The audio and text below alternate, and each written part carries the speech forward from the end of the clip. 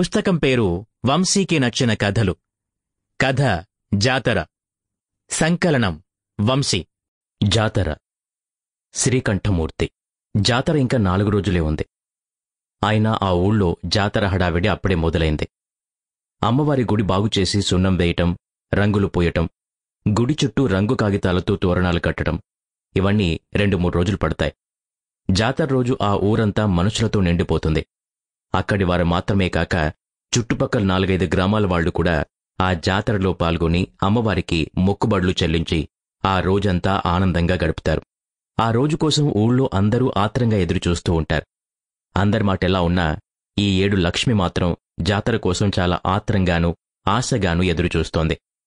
10-15 రోజుల నుంచి ఆమె మనస్సు నిండా జాతర గురించిన ఆలోచనలే నిండిపోయాయి.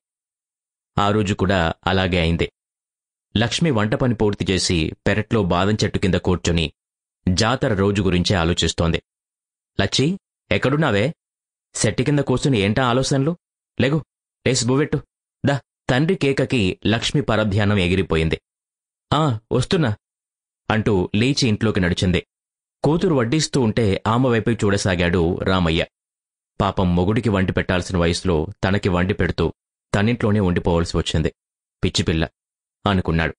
లక్ష్మి కూడా అన్నం తిని కుండలు ముంతలు సర్ది మళ్లీ ఆలోచనల్లో పడింది.